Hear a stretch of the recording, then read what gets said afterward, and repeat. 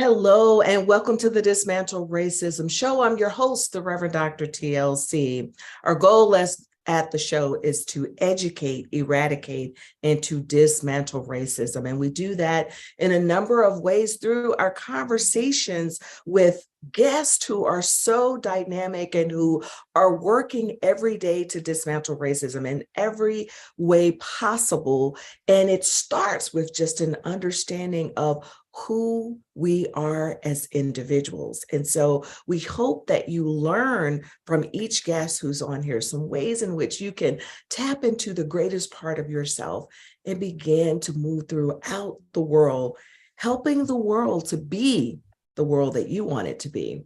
Oftentimes we think that we're looking for someone else to do something, and we are truly the ones that we've been waiting for. So I hope that when you listen to the show, you can find yourself in the guests who appear on the show, in words that you have heard over and over again, but you have a new understanding of what those words mean.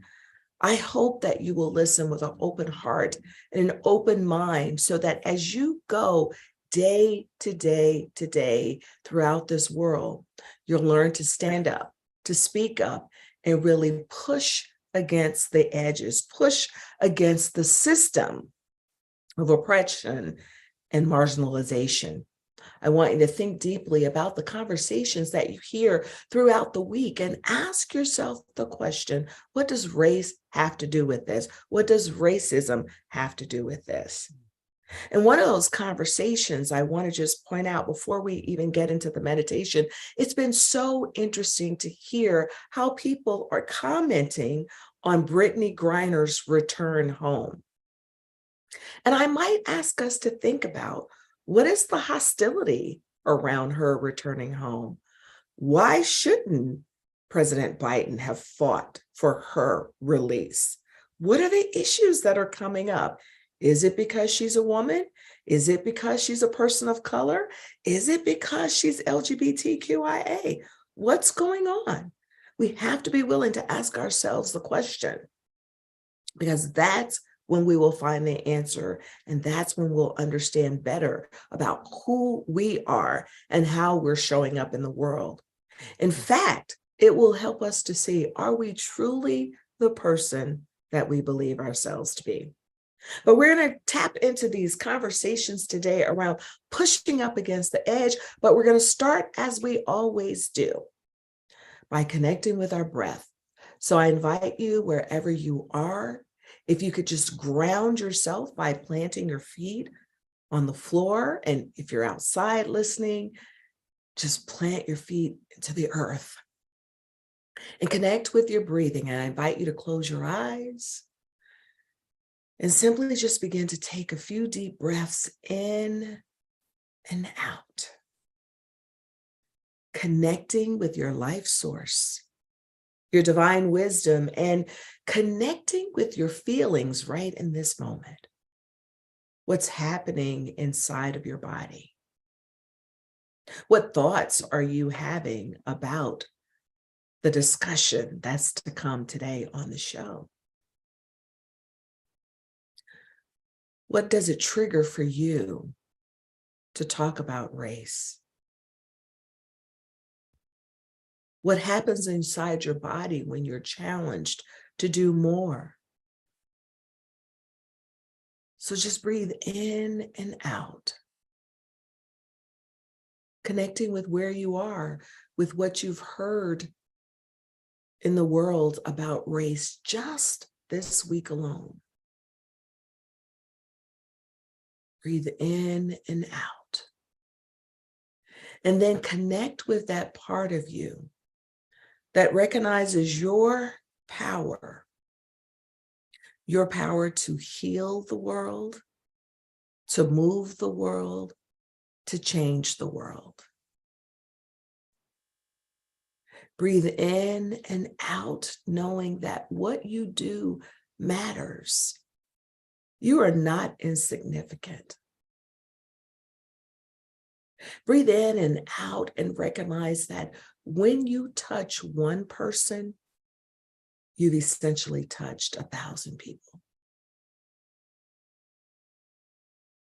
Breathe in and out, claiming your power, claiming your confidence, claiming your commitment. Breathe in and out.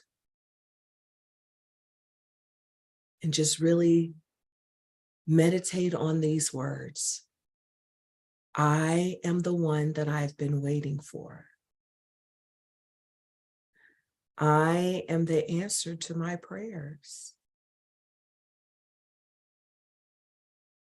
I am powerful. Breathe in and out. Recognizing that the power of one contributes to the power of community. Breathe in and out, knowing that there are people who've come before you who supported your efforts long before you ever began. Your story didn't just begin with you, but years before you came to this earth. So just breathe in and out, feeling that support, feeling the support of the universe and the sacred source that you recognize. Breathe in and out, knowing that I am here to support you in any way that I can. And so are the people who are on this show. You are not alone in this journey of dismantling racism. So just breathe in and out, connecting with your breath, connecting with your power. You are the one that you've been waiting for. Now take a deep breath in and sigh it out, and let's begin.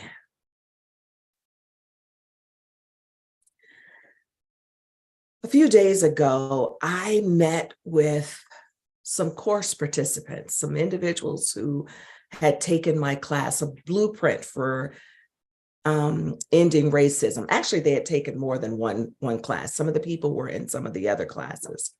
But we met so that we could talk about, what have you accomplished since taking the class? What are some amazing things that you are doing in your life right now as it relates to dismantling racism? And I was really pleased to hear how people had integrated the conversation about race into their businesses, how they started to market perhaps in a different way, how those who were living in predominantly white areas had gone out and decided to become a part of organizations that were perhaps run by people of color to see how they could help them with their nonprofits, for instance. How people has challenged the folks that lived in their households around some of the ways in which they think. And what was so powerful about it was understanding this idea, which I teach all the time, is that we're not alone. And sometimes when we're pushing up against the edge of a system, it feels like we're out here by ourselves. But in that group, we could all look at one another on Zoom, and we came from all over the place, on the West Coast, the East Coast, everywhere. Midwest, actually, we came from all over, and we understood there are other people who want to see a different world. And we were able to get ideas from one another as well.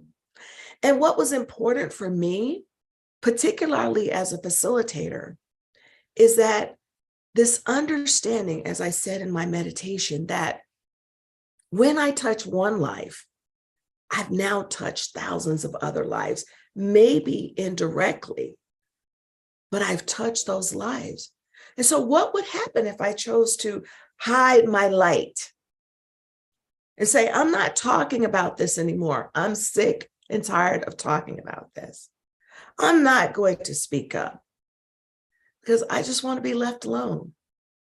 I want to drink my cup of tea, watch my holiday movies, and I just want to feel good. But I understand the importance of making my mark in the world. And I want you to understand that as well. You never know how your one conversation with someone that's already planting a seed, as soon as those words are out of your mouth, that one conversation might be watered by someone else, and you will see the fruits of your labor blossom in the ways in which that person starts to have conversations differently, or even move in a direction of their thinking. And quite frankly, maybe sometimes you won't see the fruits of your labors, but just know that whatever comes out of your mouth, if the intent is for justice and racial equity to occur, if it comes out of your mouth from this place of knowingness, a place of wisdom, it will not come back to you void. There's absolutely no way that it will come back to you void. It will be sprinkled upon the earth and it will make a difference. We're all interconnected. So when you say something, it impacts someone all the way across the world. And sometimes you may not even know how. So just continue to shine your light. Just continue to do the work that you're doing to change the status quo. It is so important. And if you don't know how to do it, connect with people like me who can teach you about how to have discussions on dismantling racism. And I do more than teach you about having the discussions. I teach you about how to push up against the edge, which is what we're really going to be talking about on today's show. How do you keep moving when you don't feel like doing it? And why is it important? And one of the reasons why it's important is because when we are silent, we see more instances of oppression and marginalization to occur. And so we must be the ones who speak up. And I want to encourage you to do that. When we come back, we're going to be talking with my guest today, Sandra Bargman. And she is the host of The Edge of Every Day. But I'm not going to read her bio until we come back, because I really want you to know what a dynamic woman she is. And I want to read that bio and just go directly in to what she's been doing to push up against the edge of every day, as she says in her show. So when we come back, we're going to get deep into it, and we're going to take a look at how she's made a difference in the world and what she does. So this is the Dismantle Racism Show. We will be right back. Are you a business owner? Do you want to be a business owner? Do you work with business owners? Hi, I'm Stephen Fry, your small and medium-sized business, or SMB guy, and I'm the host of the new show, Always Friday. While I love to have fun on my show, we take those Friday feelings of freedom and clarity to discuss popular topics on the minds of SMBs today. Please join me and my various special guests on Friday at 11 a.m. on talkradio.nyc. Are you a conscious co-creator? Are you on a quest to raise your vibration and your consciousness? I'm Sam Leibowitz, your conscious consultant. And on my show, The Conscious Consultant Hour, Awakening Humanity, we will touch upon all these topics and more. Listen live at our new time on Thursdays at 12 noon Eastern Time. That's The Conscious Consultant Hour, Awakening Humanity, Thursdays, 12 noon on talkradio.nyc.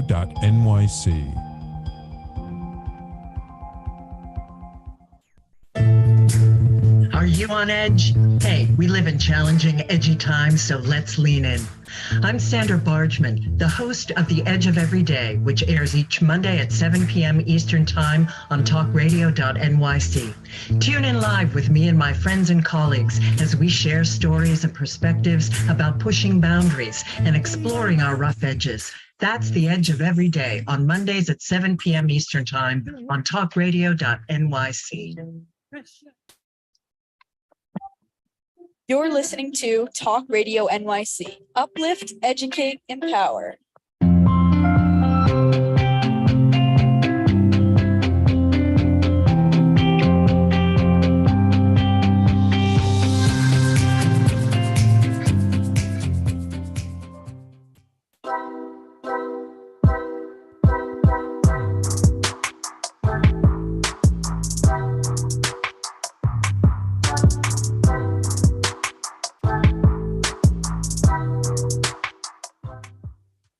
We're back with the Dismantle Racism show. My guest today is Sandra Bargman, and she is an actor and singer with 35 years plus professional experience. She's an author, she's seminary trained and an ordained interspiritual minister, and she's the host of The Edge of Every Day on Talk Radio NYC. It's based on her hit solo show of the same name. She is the contributing author of the #1 best-selling book, On the Shoulders of Mighty Women.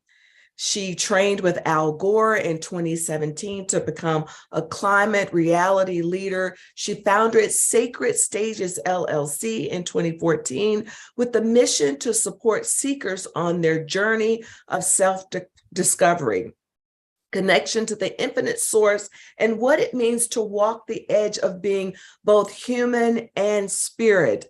The live CD recording of The Edge of Every Day is available on CD, baby. And I'm so delighted to have Sandra Bargman to join me today on the show, because I love when there are people who are pushing up against the edge. And I love also because you are also kindred spirits, being an interspiritual minister as well. And so welcome to the show today, Sandra. Oh, hello, Reverend Dr. TLC. It is a complete honor to be asked to be a guest on your show. Thank you so much for having me. Oh, you're so welcome. It's my delight to have you. And as our listeners could hear, there are so many things that I could talk to you about with your fabulous bio. And that's only just a little bit of the bio, but you've had an amazing life in terms of what you have chosen to do with your life by pushing up against the edge. And so whether it's climate change or all the other things that I'm sure you had to push up against, you know, as a woman, being an actor and in your profession. So I want to start our discussion today about the edge. I love that name, the edge of every day. It's not like it's something that's we face monthly or yearly. It could be the edge of every minute. Tell us about every breath. Yeah. Well, I just loved the discovery of the edge. You know, when I was contemplating creating a one-woman show, is really how I came up with the name for the show. But in retrospect, it's how I've lived my whole life. I've lived on the boundary edges of all of the communities in which I've been a part. And I have never wanted to be in the center of these communities. I'm willing to step into them, but I don't want to live there. I want to live on the edges. I want to push those edges. It's generally speaking in the center, not in every way, but where the status quo lives, where safety lives, where this is how we always do it lives. And that is not it's not my nature, which I never could have articulated way back when. But looking back, that's how I lived my life as an edge walker. And then to come into the desire to create this one-woman show that really was about me stepping into my own voice as Yeah. an actor, as a singer, and as an interfaith, interspiritual minister, and using the power of my voice with all of my talents. What show was I going to create that was kind of my version of preaching? Yes.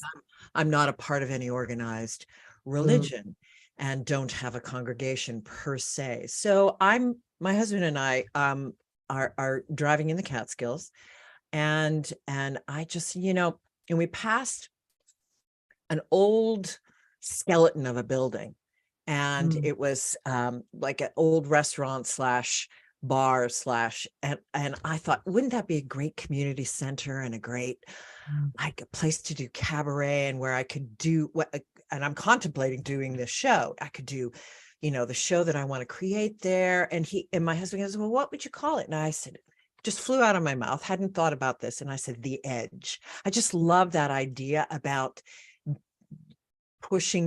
coming to the edge and being afraid of the edge, but finding the courage to jump. And he said, well, the edge effect is a scientific term. The edge effect, that's what I would call it. And I said, oh, tell me more.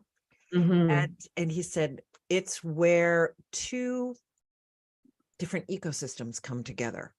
For instance, a forest and a field. And it's Yeah. that boundary, that edge where they meet, where we find the most diversity, Mhm. Mhm. the hybriding. Like if you think of communities, it's where innovation happens. And of course it happens in nature, where you find the most chaos, but the most creativity, and the discoveries are there on the edges. And I thought, and I used that in the creation of the ideas for the show. Yeah.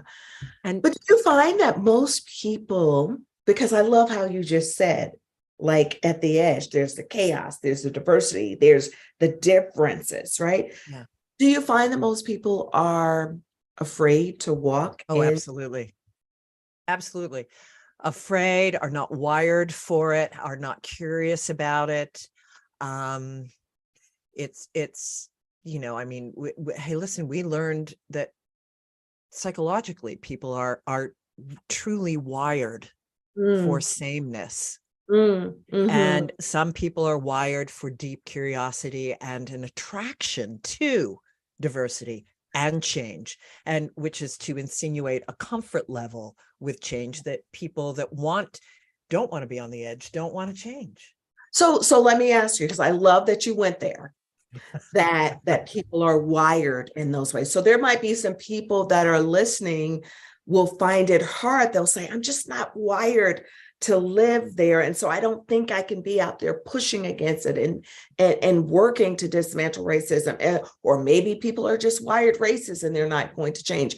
What would you say as an interspiritual minister to encourage those people to just check out the edge, even if it's Absolutely. uncomfortable for you? What would you say to them?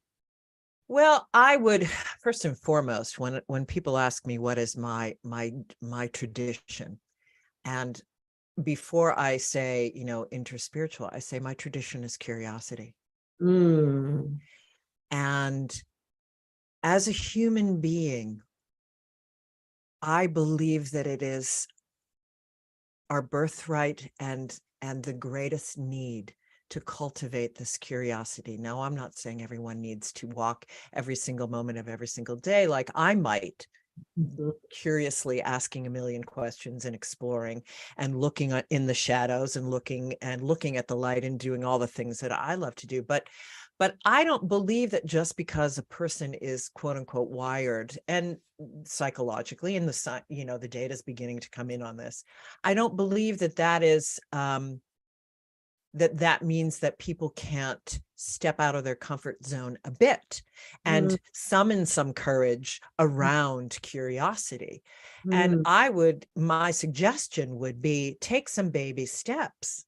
mm, Find someone with whom you might feel safe to ask some questions, mhm, and find someone who is outside maybe of your inner circle, mhm.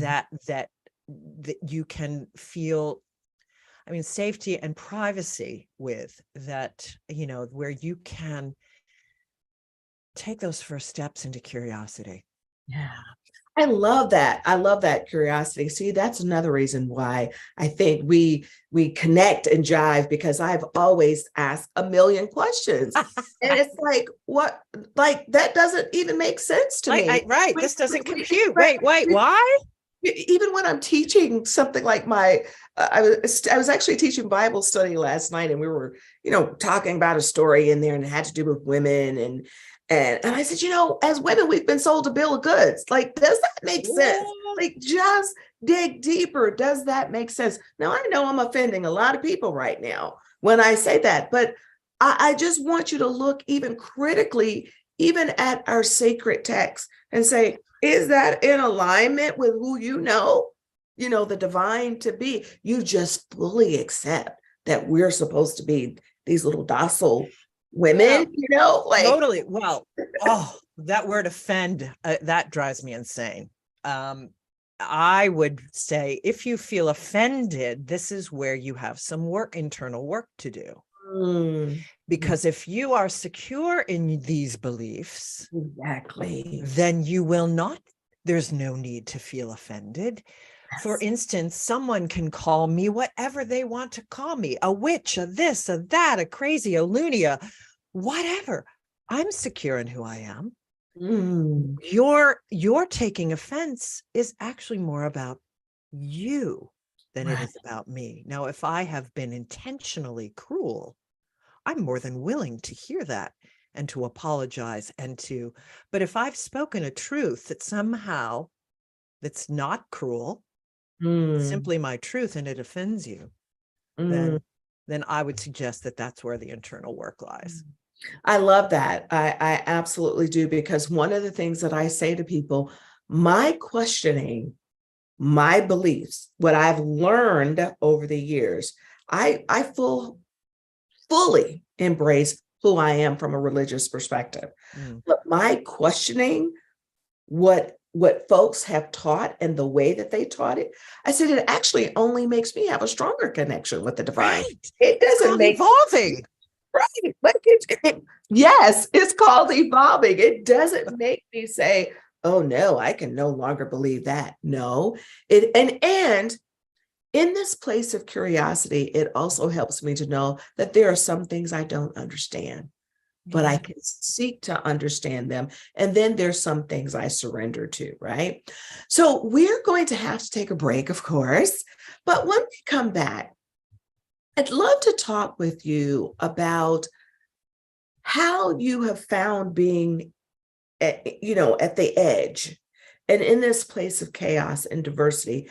How has it shown up just in your day-to-day understanding of race and racism? Because I think that some people move in and out of these spaces more naturally than others, because we've been talking about the wiring.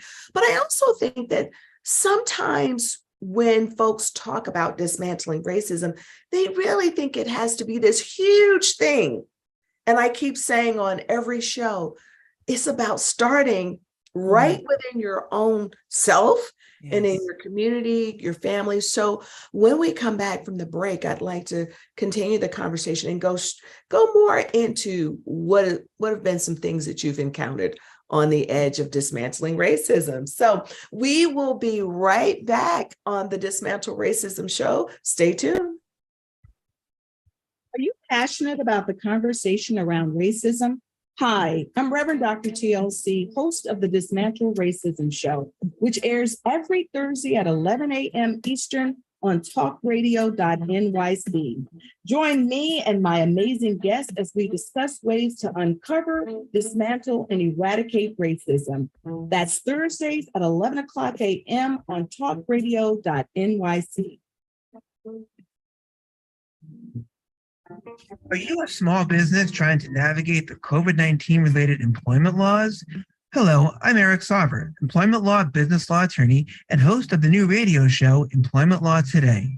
On my show, we'll have guests to discuss the common employment law challenges business owners are facing during these trying times. Tune in on Tuesday evenings from 5 p.m. to 6 p.m. Eastern Time on talkradio.nyc.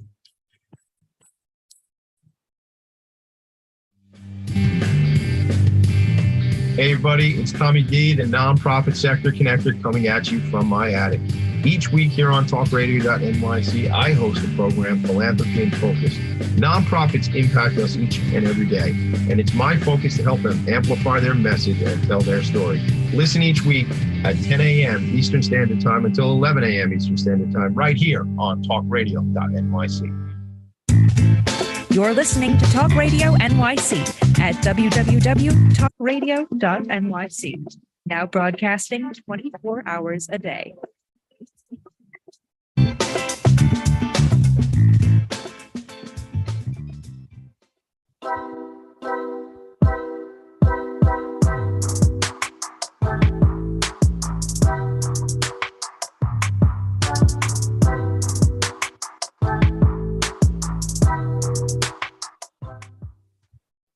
We're back with the Dismantle Racism show. My guest today, Sandra Bargman, has been talking about really how do we engage in a process of curiosity and evolving. And she is the host of The Edge of Every Day, and she talks about pushing the edge, pushing the envelope a little bit. So I want to know, Sandra, as a white woman, who pushes up against systems, but in particular, systems of oppression. What's it been like for you? What have been some of your experiences when you've chosen to not go to the center? Yeah. Well, I think for me, everything really cranked into higher gear. You know, it's not, I lived in a white girl bubble and grew up in a conservative family. But as sort of the black sheep, wise ass, put my, my opinions out there, but still always skirting around and not necessarily pricking the hive with the stick, if you will. But it really cranked into gear with me around 2013 when I really started deeply paying attention to my entitlement and white people's entitlement, when and my privilege, when all of the and it was on social media, all of the killings, the police killings, the brutality that I'll speak for myself, I could finally see that happening on video. I could see it in real time, and then I could watch people in my life that I was close to react to that exactly the opposite that I did, that were all about the blue, and watching that and seeing what was revealed in my family, in my closest contacts, was really shattering for me. It's not as if it was the first time it had happened in my lifetime, but it culminated in a way for me that I'm sure had everything to do with the age I was, where we had come in time, the fact that my mother was gone, and my sense of family was already unraveling. So it was a culmination of a lot of tendrils coming together. But since then, and with the rise of Trumpism, I mean, it's a daily. I've become uber political and uber aware of the patriarchy and been very honest with all my friends who are people of color to, help me. I'm working on this. I'm doing my reading. I'm asking the questions. I'm speaking up with the people in my life. I'm willing to sit with this chaos. I'm willing to sit with this confrontation. I'm willing to say the hard things. I'm willing to have the courageous conversations, particularly with people in my life that are blood relatives. So what's been some of the backlash of you speaking up? I mean, you just talked about being in a conservative family, and we know what the last several years have been like in terms of people, and people not even recognizing that race has something to do with it, right? That racism has something to do with it. So what's that been like for you? That blows my mind. The idea that people can be immune to the idea of that race is a part of it. Well, it's been horrible. It's been very heartbreaking, but I'm not someone that I am not wired to be quiet. And I am not someone that can just agree to disagree, because to me, and that's such a political thing to say. We'll just have to agree to disagree. Well, you know what? I can agree to disagree on our economic policy with China, but I cannot agree to disagree when it comes to human rights, when it comes to my body, when it comes to systems of oppression that you are unwilling to take a look at. Every single white person knows this, and so to pretend that they're not a part of this story boggles my mind. Now, some might call that ridiculously naive. I don't call that naive. I wonder, what I'm imagining for you is that a part of why you have to speak up is because internally you can't live with yourself if you don't. I mean, I can feel your passion through the screen. No, it's jumping out. That like you're really serious about what you're saying. Yeah. And I think that a lot of times people don't understand that the cost of racism to individuals, particularly, I think, I know from the research I've done and from other folks who talk about this, the cost of racism for white folks can often be psychological and emotional because there's an internal battle Indeed that's going on. And so if there's a fear to speak up, you're still already sacrificing something and dealing with something emotionally anyway. So why not step out? So why not speak up? Exactly. It's just going to eat you from inside. Exactly.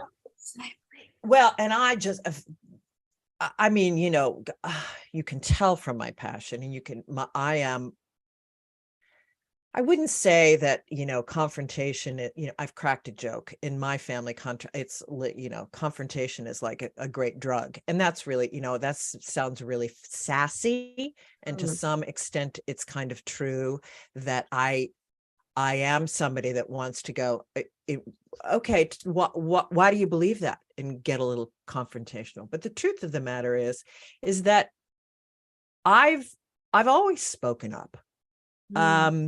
It was not as aggressively as I do at this age and in this time, but through all my life, and I've shared this with you in our pre-chats, when I was in college, I grew up, I knew five Black people in my school, in my lovely little Pittsburgh suburban lifestyle. And, just was what it was. It wasn't like I even, and my parents didn't talk about things, and, they weren't politically motivated, and it was, past the 60s. And so, it wasn't a lifestyle. They weren't that way. They weren't activists and involved.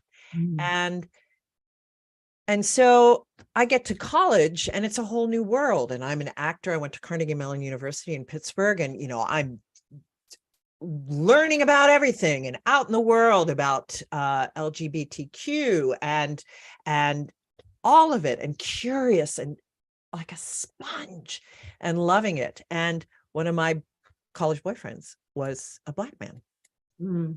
And, and we finally got to a place where I wanted to talk about it at home, and I shared it with my family and my parents. And my father takes me out to dinner, and he calmly, and I had no idea that didn't know my parents were racist. This is the privilege and the entitlement and the blinders. And my father basically threatened to pull his portion of funding for my college education. And I was blown away. I had no idea. of course, I didn't say anything to him because, what am I? I'm 19 years old, but I pushed back, and I because I was so shocked. But that was the first real door opening for me. And, And I didn't. Oh, go ahead. Go No, ahead. well, no, I was just going to say, I didn't step out of the relationship. It took its natural course, and we ended up breaking up. But, it was not because of my father. And this is not to say my father was a horrible human. He was just a product of his times and not a curious person. Well, I think people are products of their time, and people have to recognize their own prejudices. Bingo. Right? And so because it's easy kind of to say, well, this is what's happening now, right? No, but it's also a need to fit in. Right. And I get that. But that my father had that and I did not. That's what I was just about to say, because I don't want our audience to walk away thinking, well, it's just what's happening during our time. We have to be the ones. Yes, exactly. We're the ones who are going to say, no, that is not right. And what I have found, particularly when I teach at one of the local colleges, and when we're talking about race and class, I have a lot of students, because it's predominantly white college, who will talk about never, ever having a white person in their class, never having a white teacher. And then there'll be those students who will say, oh, I can remember when I brought a Black friend home and what my parents said. And they start thinking back on it because they just took it as, oh, well, my parents, when they would say, well, what are you guys doing downstairs? Or they would make other statements that they wouldn't normally say if it were a white friend. Right. And these are the things when people think that they live in this world and that they're not racist, they've really got to start examining, what are your stereotypes? What are your thoughts? What are your beliefs? How are you really showing up? Because people will still say, well, I'm not a racist, even though they don't want their daughter to go out with a Black man. Right. Oh, exactly. No. And I invite, I ask all of my friends, please let me know if I have just said something or bring something to my attention that I have somehow had a blinder on. I work very, very hard to understand the course of history, to now engage in the, please don't even get me started. We have to go to break about, not teaching the history of racism. Right. Well, you know what? It's so funny. I love when I have another host on the show, because we're like trying to mind the breaks for one another. And we do have to take a break. We are going to be right back to finish up our conversation with Sandra Bargman. We'll be right back. Hey, everybody, it's Tommy D, the nonprofit sector connector, coming at you from my attic. Each week here on talkradio.nyc, I host the program Philanthropy in Focus. Nonprofits impact us each and every day, and it's my focus to help them amplify their message and tell their story. Listen each week at 10 a.m. Eastern Standard Time until 11 a.m. Eastern Standard Time, right here on talkradio.nyc. In a post-COVID world, you may have many unanswered questions regarding your health. Are you looking to live a healthier lifestyle? Do you have a desire to learn more about mental health and enhance your quality of life? Or do you just want to participate in self-understanding and awareness? I'm Frank R. Harrison, host of Frank About Health, and each Thursday, I will tackle these questions and work to enlighten you. Tune in every Thursday at 5 p.m. on talkradio.nyc, and I will be frank about health to advocate for all of us.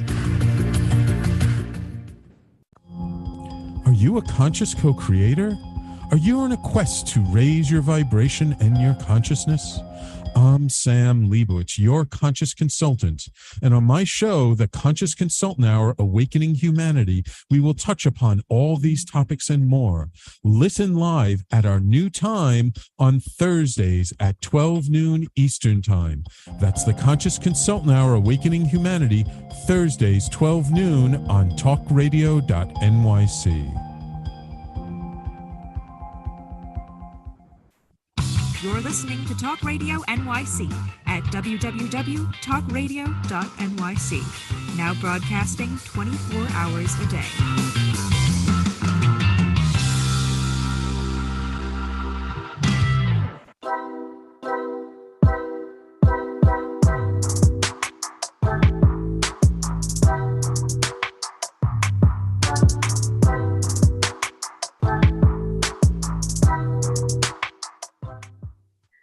We're back with the Dismantle Racism show. And you know what? I just want to give a shout out to my daughter, Ruby, because she selected the music for this show. And my guests are always grooving to the music when we come back from break. So I want to just give her a shout out and to thank her for being involved in my show. Sandra, let's go back to something for a moment, because before the break, we were talking about being a product of our time and also the need to understand history.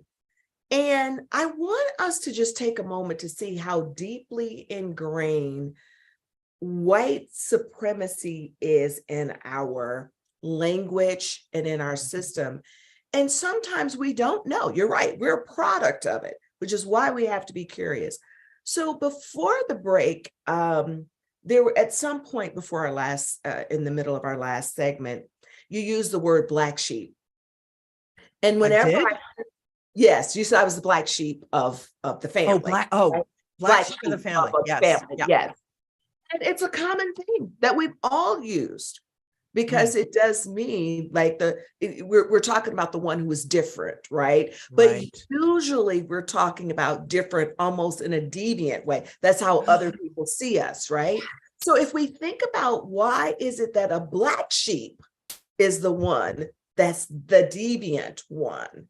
Right? So that's how powerful our language is, that if you look up in the dictionary white, you will see everything that's related to pure and goodness, angelic, and then yes, and if you look black is Satan and bad. So what we have to begin to do, these are the simple things that you're so spot on. Love it. Racism. We can just say, let me do a teachable moment right here, right? And that's what I want my guests and my listeners to know. Pay attention to your tapestry. Pay attention to how white being right is what's shown in the backdrop of society. Start questioning. I love that you say curiosity. Start questioning. Why do we say that about totally? And so it's a little thing, but it's a big thing. It's absolutely right. So I want to talk about,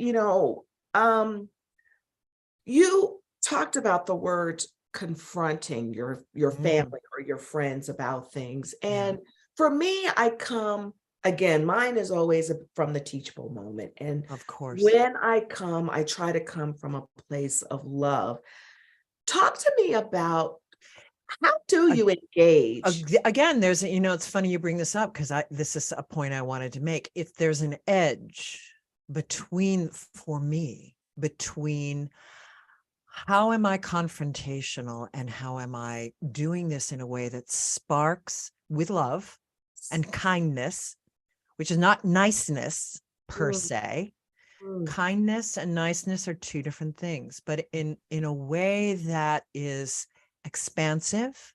Yes. And is not cruel. I don't want to embarrass. I don't want to, but I also don't, I don't want to shy away from it. If it's someone I don't know, I don't want to, I want to stand there in my power and saying that word is not okay with me.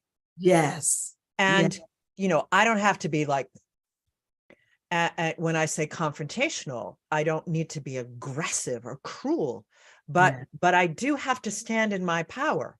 And even with people in my own life, now granted, people in so many of my family members, I don't speak with a lot anymore, unfortunately. And I rest assured that they would all say that they're not racist. And yet they are for a regime that promotes oppression, and they have potentially no idea how they are a part of the system and how they benefit from it.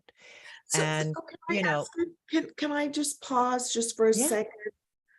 Because you just said something that is deeply profound, in the sense of not speaking to your family because they do X, Y, and Z. And that's a fear for a lot of people. And I'm sure there's sadness that comes with that. So what would you tell our listeners? How can our listeners cope with that sadness and fear of losing close people? Yeah. Well, I think Oh, it's so much to unpack with it. I think at the end of the day, I always get to, if we are this far apart, how close have we been? Wow. Really? Wow. That the heartbreak and the heartache that I feel around human rights and the willingness to evolve humanity and versus the unwillingness. And there's also, I have experienced in my own family inner circle, there is a contempt towards me, for being the curious one, for being the one that says the difficult things. I'm not even challenging someone per se. I'm just saying a big fat truth that can, to our earlier point, feel offensive if you haven't done your internal work. So to dig down into the nitty gritty of it, it's a lifestyle that I don't feel nourished by. And blood is not thick enough for me. Wow. To be a part of that. I mean, you know, I can stay in touch, but I'm not gonna. And I'm always here. And if you're curious, come to me. But I'm not gonna lay down to make you comfortable. Right. So, wow, Sandra, like this is such a powerful, part of this process of dismantling racism. And of course, as you know, we're getting short on time here, but what would you tell, what's the inner work? Because you've mentioned that several times. You've mentioned about other people needing to do their inner work so they won't be offended. But what is the inner work that you have to do in order to live on the edge of every day and push the boundaries? Oh, well, I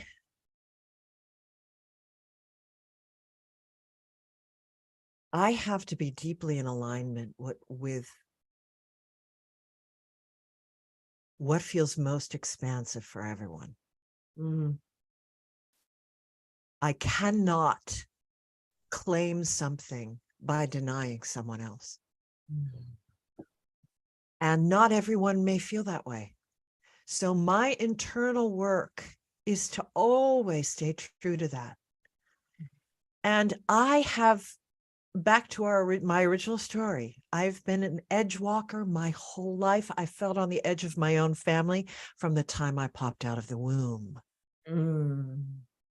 So I have not fit in ever. So my internal work is finding comfort in my relationship, my edge with spirit and humanity. I cannot look to anyone. I cannot look to my husband. At the end of the day, it's my relationship with myself and with spirit as I define it. Yeah. Thank you. Sandra, thank you for that. Our time has gone much too quickly. And Indeed. what I hear you saying in all of this is be true to yourself, do your work so that you're able to walk the edge and live in alignment with your connectedness with the divine and God of your understanding and with yourself. If you would, I want you to tell folks how they can get in touch with you. And if you could give us just a 30-minute, blessing, I would really, really love that. A 30-minute or a 30-second? 30 seconds, sorry, 30 seconds. You can find me at Sandra Bargman, BARGMAN.com. That's my website. I have my YouTube channel is Sandra Bargman on the Edge of Every Day. You can find clips from my show. You can get it at CD Baby and Amazon.com. A prayer. You who are as vast as the universe and you who are as personal as a heartbeat. Give me the courage